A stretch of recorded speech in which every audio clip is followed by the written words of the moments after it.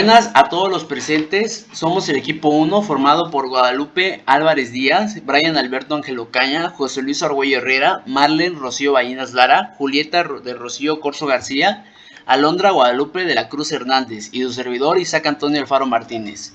El día de hoy impartiremos la anatomía del sistema genitourinario, tema de la subcompetencia 5. Hay que dejar en claro que pues este sería el último tema que impartiremos para cerrar este segundo semestre. Y pues bueno, vamos a iniciar. Centímetros, y esto se debe a que un riñón está más cerca de la línea media que otro riñón. ¿Por qué? Porque el riñón derecho se encuentra a 5.5 centímetros de la distancia de la línea media. Hay que recordar que estos órganos son paravertebrales y paraórticos, o sea que se van a encontrar al lado de estas estructuras, y también se van a encontrar en contacto con las vértebras, bueno, se van a encontrar a la altura de las vértebras T11 y T12. Aquí hay que recalcar lo importante que podemos sacar de esta imagen, y es que los riñones van a tener un polo inferior y un polo superior. Y aquí también hay diferencias, porque en el riñón derecho, el polo inferior se encuentra cerca de la cresta ilíaca, y el polo inferior del riñón izquierdo se va a encontrar un poco más alejado de la cresta ilíaca. También podemos darnos cuenta que el polo superior de este riñón izquierdo se va a encontrar en contacto con la vértebra T11, y en el riñón derecho, si se dan cuenta, está en el último espacio intercostal y no llega casi hasta la vértebra T12. Bueno, también aquí hay una estructura que hay que recordar porque más adelante la veremos, que es el ilio renal. El ilio renal que podemos ver en imagen es la incisura a la entrada de la arteria renal, vena renal y del uréter, pero de eso lo haremos más adelante. Ahora, les presentamos a nuestro riñón. Nuestro riñón mide exactamente, bueno, como dice la bibliografía, mide 10 centímetros de largo, 5 centímetros de ancho y 5.5 centímetros de grosor. Y pues pueden sacar su regla y medirlo, y van a ver que pues es casi del tamaño como de un puñito. Bueno, y ahora vamos a ver las funciones de nuestro riñón. Nuestro riñón va a eliminar nuestros excesos, el exceso de agua, el exceso de sales y el exceso de desechos. Y también regula lo que es la volemia. Ahora, también devuelve los nutrientes y las sustancias químicas necesarias, o sea, absorbe lo que para reciclar. Por ejemplo, para no desecharlo, lo que el riñón hace es absorberlo y volverlo a utilizar. Ahora, aquí vemos nuestro riñón pues tiene una cara anterior, que es su carita que estamos viendo acá, y una cara posterior, que sería lo equivalente a su espalda. Recordar esto, la cara posterior es plana, y si se dan cuenta, pues la espalda de nosotros pues es plana, así lo podemos recordar. Y la cara anterior pues va a ser un poco contorneada, un poco con bolitas, por así decirlo. Así que vamos a encontrar que tiene su panza nuestro riñón. Ahora, aparte de esto, hace falta completarlo. El riñón tiene una glándula suprarrenal superior a él, y también no solo tiene una cara posterior y cara anterior, también tiene un borde medial y un borde lateral. Y para eso, pues, vamos a vestirlo a nuestro riñón, y ahí ya lo vestimos. Le pusimos un sombrero porque representa lo que es la glándula suprarrenal, y aquí podemos ver el borde medial y el borde lateral. Y estos círculos es el polo superior y el polo inferior. Si se dan cuenta aquí, la glándula suprarrenal, que está representada con un sombrerito, no está totalmente pegada a nuestro riñón, porque va aquí a encontrarse una fascia, que es la fascia de la que lo haremos más adelante.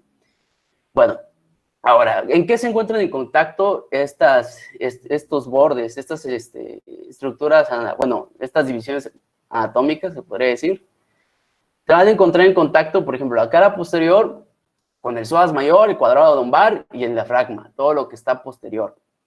La cara anterior, en esta sí va a haber variaciones, y también el borde medial y el borde lateral, porque dependiendo del órgano del que estemos hablando, es las estructuras que van a estar circundantes a él. Por ejemplo, en el hígado, en el riñón derecho, encontramos el hígado. En su cara anterior, también encontramos el duodeno, lo podemos ver en esta imagen, y parte del colon ascendente, que estaría en la parte inferior. No se logra ver en esta imagen. Y en cambio, en el órgano izquierdo vamos a encontrar un poco de más estructuras. Sería la cola del páncreas, que es la que mencionamos hace rato, el vaso, el estómago, que estaría en esta parte que estoy señalando con el mouse, y parte del colon descendente. Y bueno, en el borde medial también vamos a encontrar la estructura importante que les acabo de mencionar, que sería el ilium. Aquí va a ser la entrada al ilium. Y esta, si se dan cuenta, va a tener una forma cóncava. Y en el borde lateral vamos a encontrar otras estructuras y esta va a tener una forma convexa. Ahora, vamos a hablar de la fascia que les acabo de mencionar, la fascia renal. Y es que hay estructuras que mantienen al riñón anclado a los vasos renales. Y esta es la cápsula adiposa, la grasa perirenal, también ya así llamada, la fascia renal, y el cuerpo adiposo. Estas estructuras van a mantener al riñón anclado a sus grandes vasos. Hablamos primero de nuestra cápsula adiposa. La cápsula adiposa es toda la grasita que vemos en esta parte y va a mantener al riñón pues, anclado a sus vasos. Y también esta, si se dan cuenta, va a extenderse hacia el seno renal, que es del que hablaremos más adelante. Esta cápsula adiposa o grasa perirenal va a estar dentro de una fascia renal. Esa es la fascia renal y si se dan cuenta, pues es todo esto que marcamos en color azul. Y esta fascia renal va a cubrir a casi todo el riñón, y esta es de hecho la que va a separar algunas estructuras, pero no se va a encontrar en la parte inferior. Nuestra fascia renal abarca casi todo el riñón, que incluso llega hasta la uretra y forma parte de la fascia periuretral, de la que se hablará más adelante. Y bueno, ahora hablemos de esta otra estructura que es el cuerpo adiposo. El cuerpo adiposo pararenal es el que va a estar fuera de la fascia renal. Y es este fragmento de grasita que vemos acá, no sé si logran ver. Este espacio es el cuerpo adiposo del cuerpo adiposo pararenal, perdón.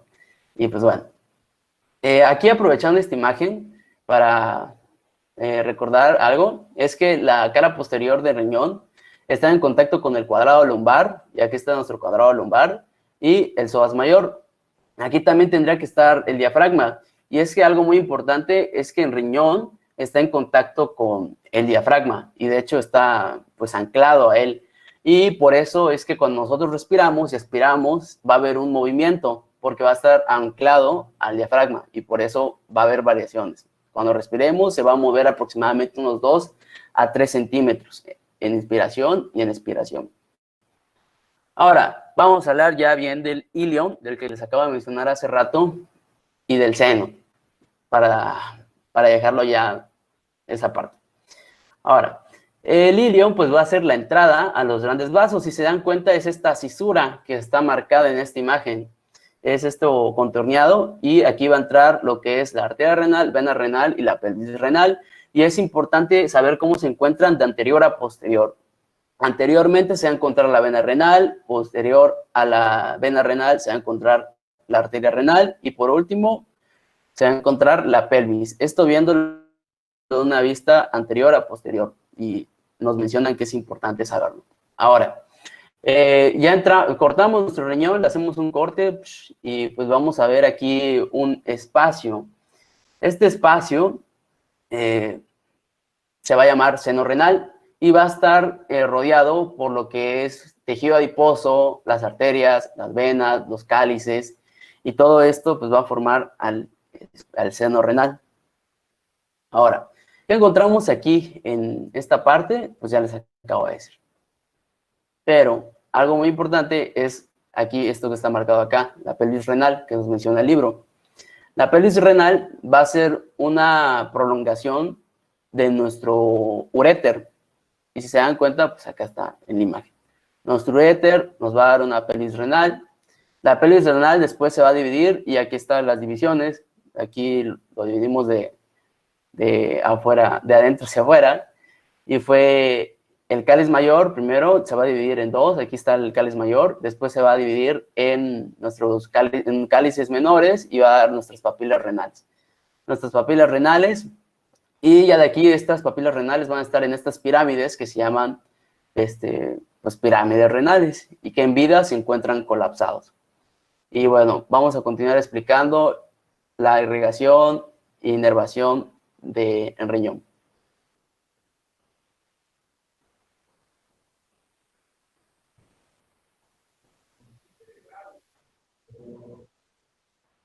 Bueno, buen día compañeros. El día de hoy les voy a explicar acerca de la irrigación y el drenaje venoso de los riñones. Y pues aquí está mi presentación. ¿Puedes pasar a la siguiente, por favor?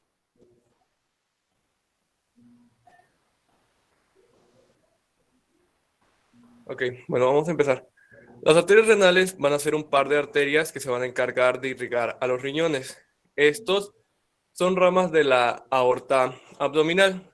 La aorta abdominal discurre descendente y al llegar al nivel de las vértebras L1 y L2 específicamente, por lo general el libro marca que lo hace en el disco intervertebral que se ubica en estas vértebras, emite estas ramas. Van a ser dos arterias, una arteria renal derecha y una arteria renal izquierda, una para cada riñón.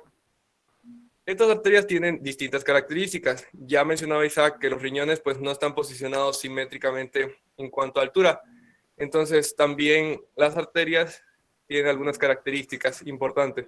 Por ejemplo, la arteria renal derecha es más larga y además va a discurrir por la parte posterior de la vena cava inferior. Aquí podemos apreciar en la imagen, tenemos a la vena cava inferior anteriormente y posterior a ella tenemos a la aorta abdominal. Esta aorta abdominal, pues a nivel del disco intervertebral L1, L2, emite las ramas de las arterias renales.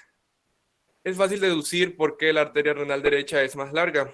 Pues sabemos que la aorta, al surgir del ventrículo izquierdo, toma una dirección hacia la izquierda y discurre paralelamente, pero en el lado izquierdo de la columna vertebral. Entonces, al llegar a este punto, la arteria renal derecha tiene que lograr una mayor distancia para llegar al riñón derecho. Y por lo general también otra característica, pero esta vez es de la arteria izquierda, que su rama se emite un poco más arriba que la de la arteria del riñón derecho. Y aquí tenemos ubicadas, por ejemplo, en rojo podemos apreciar la arteria renal derecha, en verde la arteria renal izquierda y lo señalado en el círculo azul es la aorta abdominal. Puedes pasar a la siguiente, por favor. Bueno, las arterias renales, ahora sí vamos a profundizar un poco. Al adentrarse en el hilio renal, van a empezar a dividirse primero en las arterias segmentarias.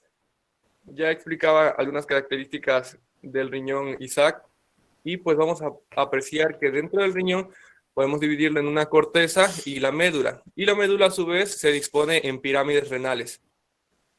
Pues a estas pirámides renales van a llegar las arterias segmentarias, específicamente a los segmentos, pues esta es una característica también de cada riñón. Cada riñón tiene segmentos y cada segmento está irrigado por una arteria. Esto tiene un especial valor clínico, debido a que si llega a haber algún daño en el riñón, pueden ser resecables quirúrgicamente, debido a que estas arterias no tienen ninguna anastomosis importante con otras arterias. Y de las arterias segmentarias, pues son 5 que vamos a encontrar. 4 se discurren anteriormente al riñón y solo una de ellas es la que pasa posterior.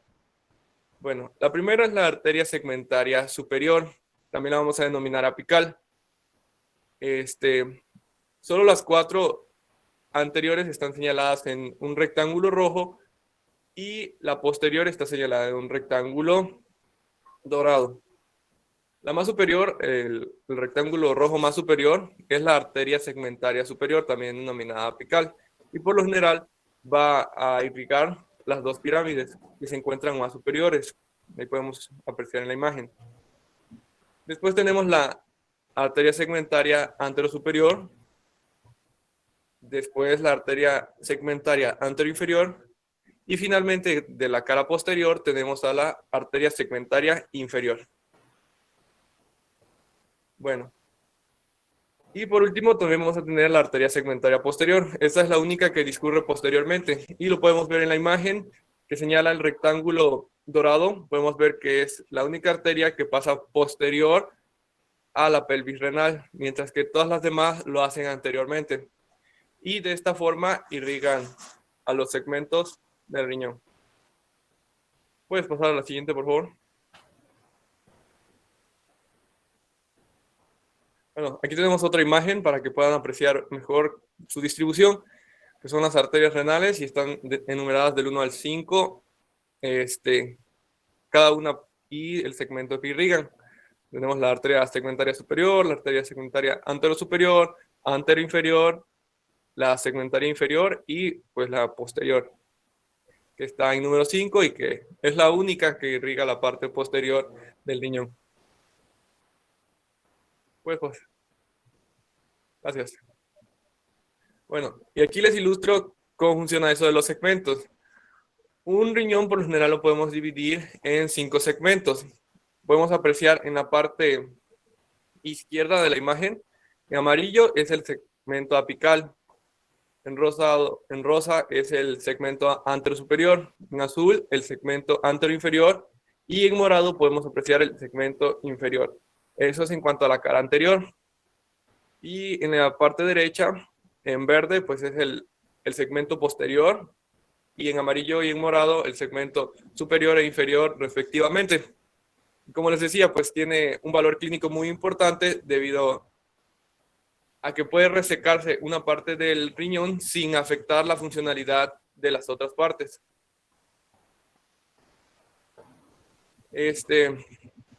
Bueno, no lo menciona el libro cómo se van disponiendo las arterias siguientes, pero pues tenemos la disposición siguiente.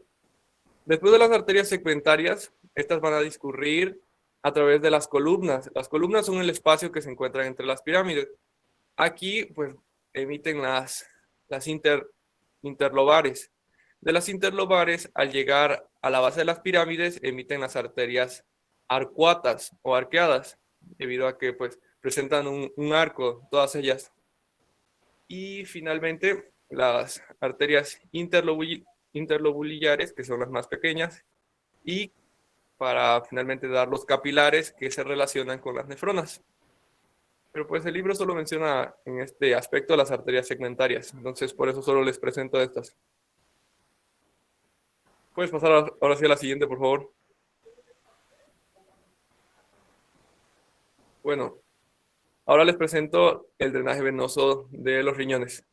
El drenaje venoso es también respectivo con las arterias, solo que ambas venas van a discurrir anteriormente a las arterias. Vamos a tener igual una vena renal derecha y una vena renal izquierda. Y ambas emergen también de los riñones a través del ilio renal. Estas igual tienen características muy distintivas y muy importantes. Por ejemplo, la vena renal izquierda, en este caso va a ser más larga, pero va a ser más larga no porque va a ser más larga esta vez porque la vena cava inferior, a caso contrario de lo que pasa con la aorta abdominal, se dispone más hacia la derecha de nuestra columna vertebral. Entonces, para que le alcance la vena renal izquierda, tiene que recorrer un trayecto un poco más largo. Un aspecto importante también es que esta vena va a pasar entre el ángulo que forma la arteria mesentérica superior y la aorta abdominal. Bueno, menciona el libro que es un ángulo muy abrupto, pero que la vena alcanza a pasar entre estas dos. Entonces queda posterior a la arteria mesentérica superior y anterior a la aorta abdominal. Y además tiene una característica muy importante. Esta vena recibe, aparte de drenar la sangre venosa del riñón, también tiene tributo por 3 venas: la vena suprarrenal izquierda, la vena gonadal y la vena lumbar ascendente, que drenan a ella. Entonces, por lo general, es de mayor tamaño. Y esta va a drenar en el lado lateral de la vena cava inferior, a diferencia de cómo lo hace la vena renal derecha, que vamos a verla a continuación. Puedes pasar a la siguiente, por favor. Bueno, y ya pues para terminar mi participación, les comento un poco acerca de la vena renal derecha. Esta pues se encarga de drenar la sangre venosa de nuestro riñón derecho. Al igual que la vena renal izquierda, también esta va a pasar anterior a las arterias. Esta no tiene que pasar por ningún ángulo, sino que ya va directamente a la vena cava inferior y drena en la porción lateral. Y esta pues no recibe el tributo de las venas, a diferencia de cómo lo hace la vena renal izquierda, que les comentaba que recibe la vena gonadal y la vena lumbar izquierda. Por lo tanto, el tamaño de esta por lo general es un poco más pequeño y su recorrido es más corto para poder alcanzar a la vena cava inferior. Y eso es todo en cuanto a mi participación. Gracias.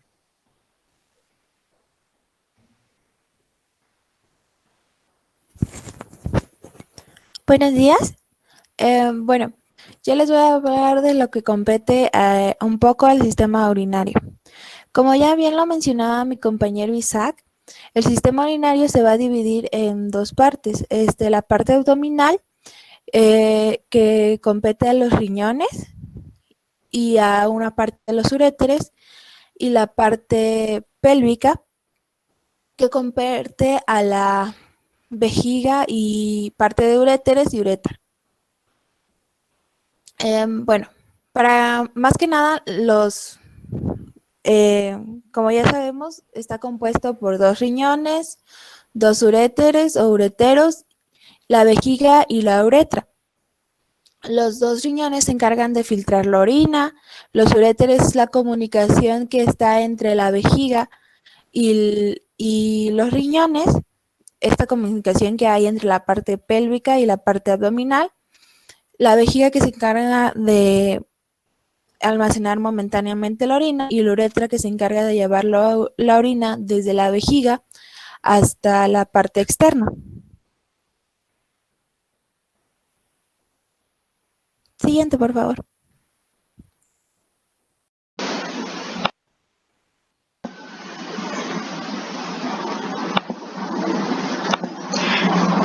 Del conjunto de los órganos pélvicos que forman el sistema urinario, ya mencionados por mi compañera anteriormente, abarcaré la anatomía de los uréteres. Los uréteres son conductos musculares de luz estrecha que tienen la finalidad de transportar la orina desde los riñones a la vejiga urinaria. El uréter es un conducto largo y fino que se extiende desde la pelvis renal, ubicada a nivel de la primera y segunda vértebra lumbar, hasta la vejiga urinaria, situada en la pelvis menor. El uréter tiene una longitud de entre 25 a 30 centímetros en el adulto.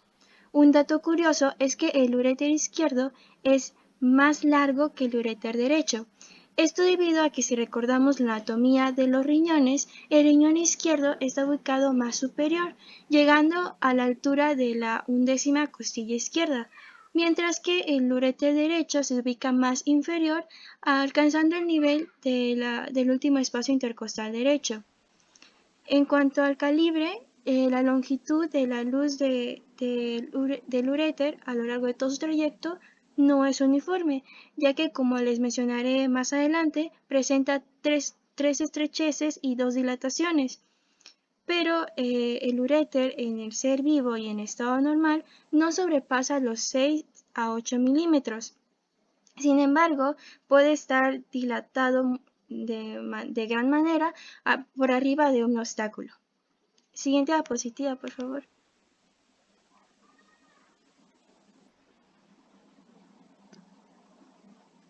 Siguiente diapositiva, por favor.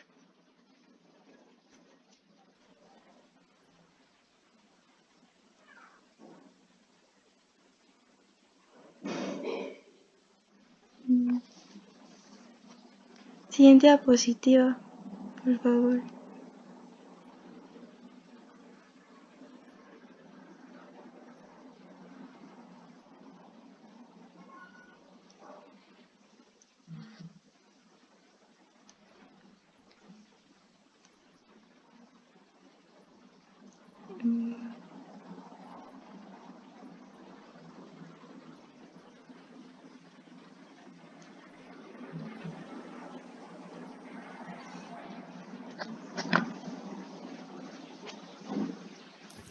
Doctor, creo que a mi compañero se le trabó la lab, pero son problemas técnicos, ahorita lo arreglamos. Está bien.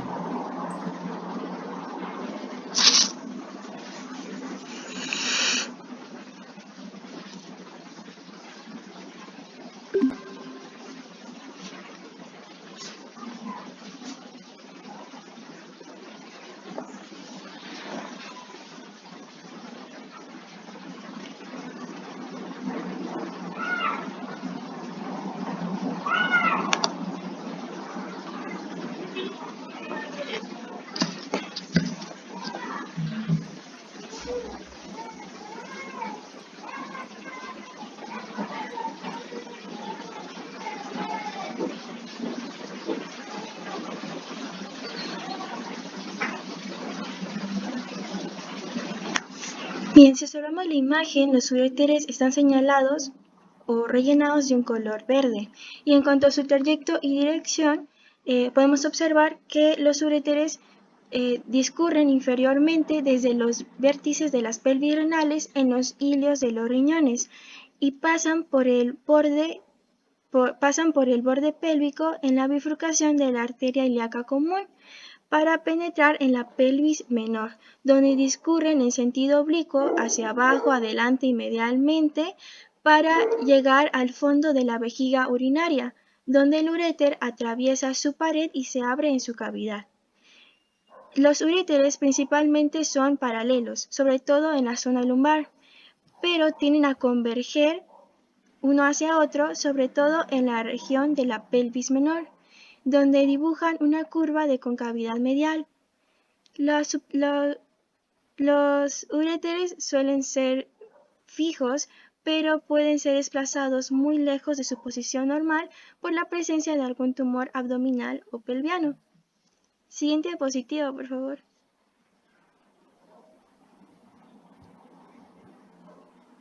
Bien, ahora sí les mencionaré las estrecheces y dilataciones que presenta el uréter a lo largo de toda su longitud. La primera estrechez que observamos es la estrechez pieloureteral, que se ubica en la unión de los uréteres con las pelvis renales. Después de este estrechamiento se encuentra una dilatación, que tiene como nombre uso lumbar y que corresponde a la porción abdominal del uréter. Subsiguiente a esta dilatación encontramos la segunda estrechez, la estrechez ilíaca, que se ubica donde los uréteres cruzan el borde de la apertura superior de la pelvis. A continuación de la estrechez encontramos la segunda dilatación, el uso pelviano, y posterior a esta dilatación encontramos el tercer y último estrechamiento, la estrechez ureterovesical, que se encuentra en el paso de los uréteres a través de la pared de la vejiga urinaria. La presencia de estas estrecheces a lo largo del uréter nos explica la parada o detención de los cálculos, que suelen detenerse en tres sitios: en la unión piel-ureteral, en el estrecho superior de la pelvis, que es un caso más raro, y en la unión ureterovesical, que es el caso más frecuente. Los cálculos ureterales pueden provocar una obstrucción que provocará una extensión excesiva en el uréter o el espasmo de sus músculos, y eso traerá como consecuencia un dolor intenso que se conoce como cólico renal. Siguiente diapositiva, por favor. Las relaciones del uréter las estudiamos según las regiones atravesadas por sus cuatro porciones, que son la porción abdominal, representada de color rosa, la porción ilíaca de color amarillo, la porción pélvica, representada de color verde, y la porción intramural, representada con líneas discontinuas. Siguiente diapositiva, por favor. Bien, empezamos con la porción abdominal, que es la porción del uréter que se encuentra en la cavidad abdominal y se extiende desde la pelvis renal hasta el estrecho superior de la pelvis o línea terminal. Esta porción del uréter descansa sobre la fascia ilíaca que cubre el músculo psoas mayor. Discurre medial a las apófisis transversas de la tercera, cuarta y quinta vértebra lumbar y pasa lateral al triángulo de Marsille. Este triángulo tiene como cara medial la cara lateral de la quinta vértebra lumbar. Tiene como base al ala del sacro y tiene como cara lateral la cara medial del músculo psoas mayor. Este triángulo está representado en la imagen izquierda. Siguiente diapositiva, por favor.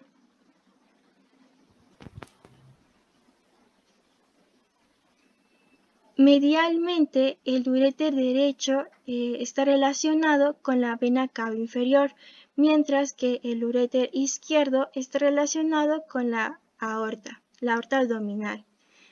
Ambos uréteres están relacionados medialmente con los ganglios linfáticos y plexos nerviosos que acompañan a estos grandes vasos. En la imagen podemos observar que por delante del uréter van a cruzar los vasos ováricos o testiculares, dependiendo del sexo. En un círculo podemos observar dónde ocurre este cruce. Y también por delante se encontrará el peritoneo parietal posterior.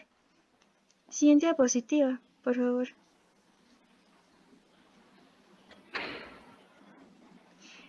Y bien, en cuanto a sus relaciones laterales, el uréter derecho se relacionará con el colon ascendente, mientras que el uréter izquierdo se relacionará con el colon descendente. Ambos uréteres se relacionan lateralmente con la porción inferior del riñón. Siguiente diapositiva, por favor. Bien, en el uréter, en su relación ilíaca, obedece una ley, que es la ley de Luschka. Esta ley, como observamos en la imagen, nos dice que el uréter derecho cruza por encima de la arteria ilíaca externa, aproximadamente 1.5 centímetros por debajo de la bifurcación de la arteria ilíaca común, mientras que el uréter izquierdo cruza por delante de la arteria ilíaca común aproximadamente 1.5 centímetros por encima de su bifurcación. Esta ley no en todos los casos se cumple, pero lo que sí es un hecho es que el uréter derecho desciende un poco más que el uréter izquierdo. Esto por lo mismo de la posición de los riñones que ya les había mencionado anteriormente. Siguiente diapositiva, por favor. Ahora les hablaré sobre la porción pélvica, que es la porción del uréter ubicado en la pelvis y se extiende desde el estrecho superior de la pelvis hasta la vejiga urinaria. Esta porción depende del sexo. Empezaremos con el sexo masculino. El uréter cruza por delante de la arteria hipogástrica o arteria ilíaca interna. Y después ambos uréteres son cruzados ventralmente por el conducto deferente, como se observa en la imagen de la derecha. Siguiente diapositiva, por favor. En cuanto a la mujer, ocurre lo mismo de que el uréter cruza por delante de la arteria hipogástrica o arteria ilíaca interna. Pero después el uréter junto con la arteria ilíaca interna forman el límite posterior de la fosa ovárica, para posteriormente el uréter introducirse en la base del ligamento ancho, que es un ligamento que une las paredes de la pelvis con el útero. Y por último, el uréter es cruzado ventralmente por la arteria uterina, como se puede observar en la imagen inferior. Siguiente diapositiva, por favor. Y bien, por último, la porción intramural, que es cuando el uréter entra a la cavidad de la vejiga urinaria y en esta porción los uréteres están separados con una distancia de 2.5 centímetros. Y eso es todo de mi parte, lo dejo con mi compañera Marlene.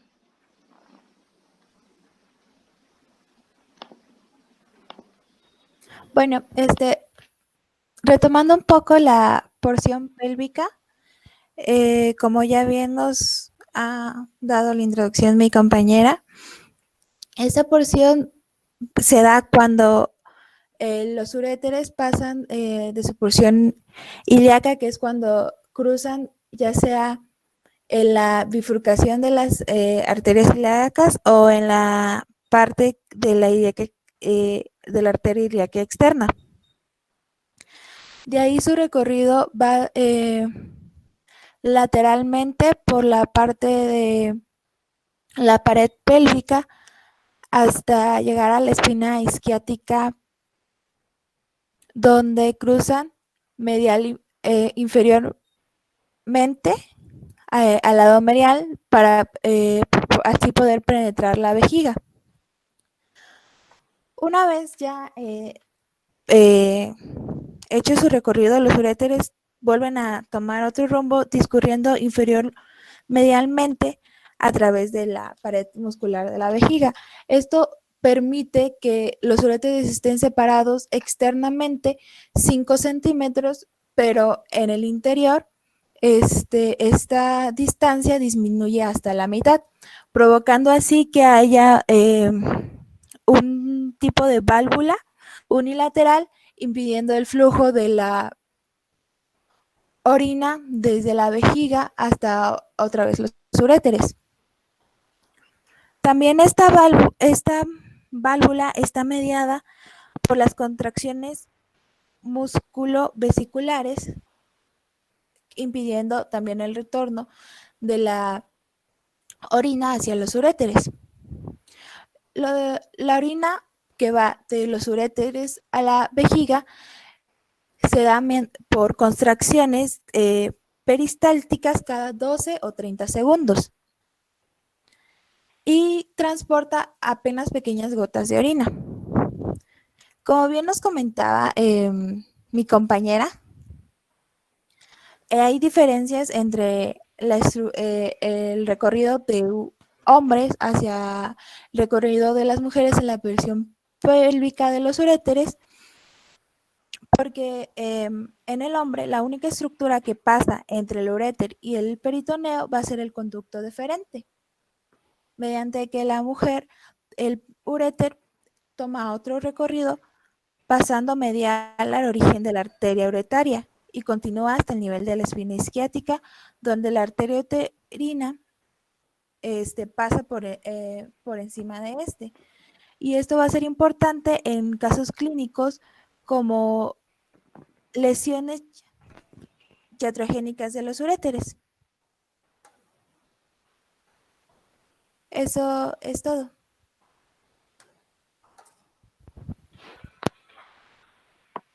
Bien, compañeros, en este caso vamos a explicar lo que es la irrigación, tanto arterial como venosa, y el drenaje linfático.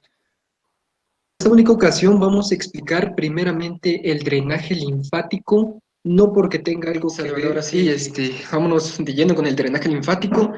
El drenaje linfático de los uréteres lo podemos dividir en dos porciones, la primera y la segunda. La primera, una porción abdominal, y la segunda, una porción pélvica.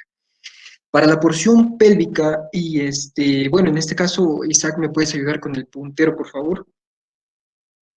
Listo, para la porción abdominal, perdón, empecemos primero de arriba hacia abajo.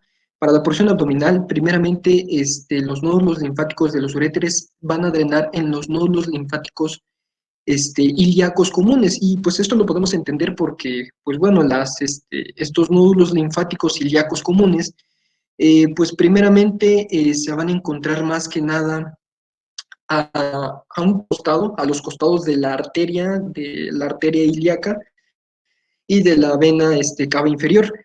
Y bueno, para la porción pélvica de estos uréteres lo podemos dividir en una porción superior y una porción más inferior. Para esta porción pélvica, principalmente va a drenar en los nódulos linfáticos ilíacos externos, que estos pues se van a encontrar más superiores a los internos. Y bueno, esto de lo que es la linfa se va a recoger de los ilíacos internos a los ilíacos externos, y estos ilíacos, tanto externos como internos, van a drenar en los ilíacos comunes. Estos ilíacos comunes, como podemos observar en la imagen, ascendiendo a lo que es el cuerpo, van a drenar en los nódulos linfáticos lumbares. Estos nódulos linfáticos lumbares van a juntarse, van a van a juntar lo que es toda la linfa junto con otros tipos, junto con otros nódulos linfáticos como los mesentéricos inferiores, para formar lo que es la cisterna de Kilo, una dilatación. Y bueno, esta cisterna de Kilo, pues bien va a seguirse con el conducto torácico y pues esta va a seguir ascendiendo por todo el cuerpo, va a atravesar lo que es el diafragma para drenar en el ángulo izquierdo formado pues por la subclavia y la carótida. Es muy importante porque igual y en el cuerpo podemos dividirlo en 4 cuadrantes. Tres de ellos van a drenar en este ángulo venoso izquierdo. Y bueno, siguiendo con las diapositivas, por favor. Para la irrigación de los uréteres, ahora sí, vamos a seguir en arterias y venas. Para la irrigación de los uréteres, igual lo vamos a dividir en una porción y una porción pélvica. Para la porción pélvica, principalmente, la irrigación arterial va a estar dada por las arterias testiculares y ováricas. Estas van a ser una rama de la arteria gonadal. Como podemos ver en la imagen también secciona lo que es la irrigación del uréter en una porción abdominal y una porción pélvica. De la porción abdominal vamos a tener la aorta abdominal, y de esta aorta abdominal va a dar una rama que se va a llamar la arteria gonadal. Esta arteria gonadal va a dar estas ramas tanto testiculares como ováricas, es decir, testiculares en los hombres y ováricas en las mujeres. Pero esto también, como podemos observar en la imagen también, van a haber otras ramas que pueden irrigar a lo que son los uréteres. Y bueno, vamos a comenzar de arriba hacia abajo. Primeramente superior vamos a tener a lo que es a la arteria renal, otra rama de la aorta abdominal. Y bueno, esta arteria renal, antes de entrar a lo que es el riñón, va a desprender una rama que va a irrigar a la primera porción de los uréteres. También como ya comentaron también mis compañeros, los uréteres también los podemos dividir en 3 porciones. Y bueno, esta arteria ureteral de la arteria renal va a irrigar lo que es esta primera porción. De ahí se deriva la ilíaca interna y la ilíaca externa. Para esto nos interesa la ilíaca interna, que esta da su rama a la arteria uterina, y esta a la arteria vaginal. Esta sucede en las mujeres y, bueno, en los hombres, y bueno, en ambos géneros da la arteria umbilical. En los hombres da lo que es la vesical inferior, y bueno, la vesical superior es para tanto las mujeres como los hombres. La vesical inferior da lugar a la arteria del conducto deferente y a las ramas prostáticas. Como recordamos, el conducto deferente también tiene cierto contacto con el uréter, y por eso también irriga lo que es el uréter. Bueno, el uréter es irrigado principalmente en los hombres por las anastomosis de las arterias vesicales, la vesical inferior y la superior, y en las mujeres por la arteria uterina.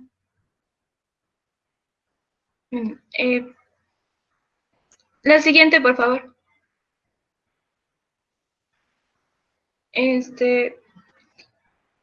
Bueno, tenemos que puede haber una afectación iatrogénica de la vascularización del uréter. Pueden lesionarse en una intervención quirúrgica, ya sea una intervención quirúrgica abdominal, retroperitoneal, pélvica o ginecológica, por la interrupción del riego sanguíneo. Por eso se dice que el cirujano debe de tener especial cuidado y identificar todo el recorrido del uréter antes de que opere. Y también normalmente basta con las anastomosis de las arterias uterinas en la mujer y las vesicales en el hombre para mantener la irrigación. Sin embargo, a veces esto no es suficiente y una tracción del uréter durante la cirugía puede provocar su ruptura. Y bueno, esto causa fugas de lo que es la orina y el tejido se gangrena inmediatamente en el momento o se rompe de 7 a 10 días después de la intervención y pues se tienen otras complicaciones. Por eso es necesario aplicar tracción con suavidad a una distancia estrictamente limitada con retractores romos y almohadillados. Bueno, la irrigación de la porción abdominal del uréter es medial y la pélvica es de forma lateral, lo cual tiene cierta relevancia al momento de hacer operaciones cerca del uréter. La siguiente, por favor. Un momento. Regrese a la diapositiva. Esto es muy importante, vean. No, a la que sigue. Vean, esto es muy importante, sumamente relevante. Una patología frecuente es la uropatía obstructiva. ¿En qué consiste la uropatía obstructiva? Pues al igual que comentábamos a la hora de revisar la secreción biliar, también se pueden producir cálculos en la vía urinaria. Y si estos cálculos son lo suficientemente pequeños, pero a la vez grandes, para abandonar las porciones superiores del riñón, ¿verdad? Y avanzar sobre la vía urinaria a través de los colectores, luego va a llegar a las cálices menores, mayores y a la pelvis renal, puede quedar en alguna porción del uréter, ¿verdad?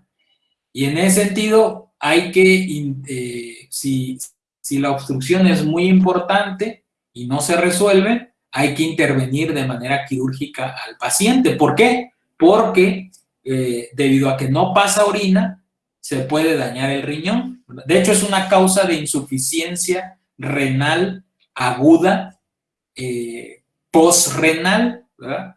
Porque la insuficiencia renal aguda se divide en prerrenal, en renal y en postrenal, ¿verdad? Entonces, en el caso de una piedra que tapa el flujo de orina, pues va a provocar daño del riñón y de ahí que sea muy importante el restablecimiento del flujo urinario. Entonces, a veces hay que intervenir al paciente, ¿verdad? Porque no se resuelve la obstrucción. Y entonces, como bien comentaba la compañera de manera acertada, hay que conocer la irrigación de esta estructura. Entonces, el uréter tiene 3 porciones, ¿verdad? ¿Cuáles son esas porciones?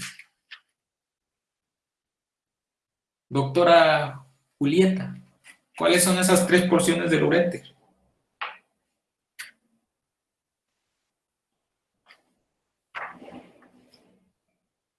En la porción abdominal, la pélvica y me parece que la del istmo. Excelente. La porción abdominal, la porción pélvica y la porción intramural, que es esta porción de transición en donde el uréter ingresa a la vejiga, ¿verdad? Y bueno, finalmente desemboca en la vejiga urinaria, ¿no? Son 3 porciones, la abdominal, la pélvica y la intramural. Ahora, ¿quién da la irrigación de la porción abdominal del uréter, doctora? La arteria renal y las arterias gonadales, la testicular o la ovárica. Ok, principal, bueno, sí, porque, y luego vean cómo se forman plexos. También la ilíaca común. Vean cómo se forman plexos alrededor del uréter, pero de manera muy técnica, la porción abdominal, sobre todo, recibe la rama ureteral de la arteria gonadal, Ándele, esa que estaba marcando. Entonces vea cómo la porción del uréter a esa altura también recibe flujo a partir de la arteria gonadal, ¿verdad? Y que es la que, como comentaba la compañera, hay que estar muy pendientes, ¿verdad? Porque por procedimientos ginecológicos se puede aplicar esa rama y puede quedar en isquemia e hipoperfusión esa porción del uréter. Y recuerden que el uréter está hecho de células también y pues sufren y se puede alterar esa porción, ¿no?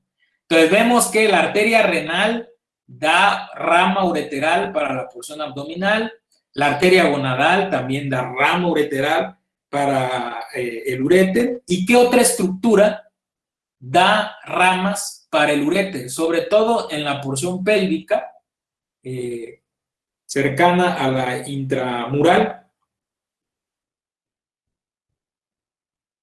¿Qué otra? La arteria ilíaca común. Ajá, pero hay unas ramas ureterales que surgen de la arteria umbilical. No sé La si arteria uterina, en la diapositiva anterior está, y la...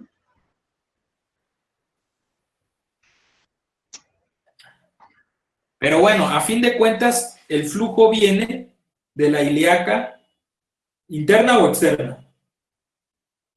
Interna. Interna, así es. De la ilíaca interna, ¿verdad? A través de ramas cortas procedentes de la arteria umbilical, ¿no?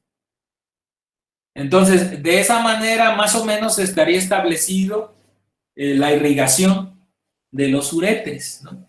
La arteria renal aporta ramas ureterales, la arteria gonadal aporta ramas ureterales y la ilíaca interna aporta, la arteria umbilical aporta también ramas ureterales, ¿no?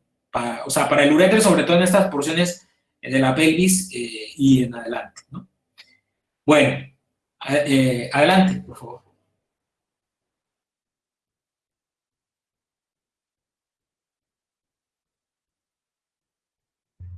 Bueno, el drenaje venoso de los uréteres consta de la porción abdominal y la porción pélvica. En la porción abdominal podemos observar la vena renal, que está subrayada a la derecha de color azul, y también la vena testicular en el caso de los hombres y la vena ovárica en el caso de las mujeres.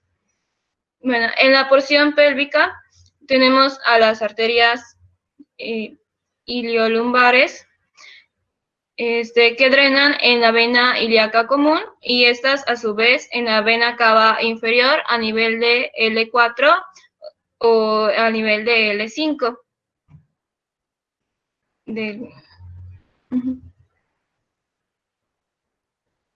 Y bueno, eso sería todo de mi parte. Mi compañera seguirá con la exposición.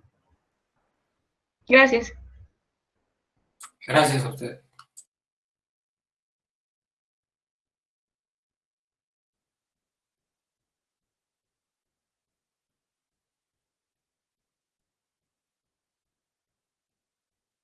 Buenos días, ¿sí me escuchó? Sí, adelante. Ok. Para finalizar con la exposición, vamos a hablar sobre lo que es la inervación de los uréteres. La inervación se realiza por fibras que van a ser procedentes de los plexos autónomos adyacentes, el plexo renal, el plexo aórtico y los plexos hipogástricos superior e inferior. Y las fibras nerviosas de estos plexos van a alcanzar el uréter, transportando fibras aferentes viscerales y simpáticas hasta que, pues, de esta manera alcanzan lo que son los ganglios sensitivos de los nervios espinales y los nervios medulares, de T10 a L2 o L3. Y bueno, las fibras parasimpáticas de los segmentos medulares S2 y S4 se distribuyen en la parte pélvica de lo que es el uréter y las fibras extrínsecas del sistema nervioso autónomo no van a ser imprescindibles para el inicio y la propagación de la peristalsis ureteral. Y bueno, cuando existe un dolor en el uréter, pues suele referirse al cuadrante inferior homolateral del abdomen, especialmente en lo que es la región inguinal. Y bueno, con esto concluimos la exposición por parte del equipo 1. Gracias a todos por su atención.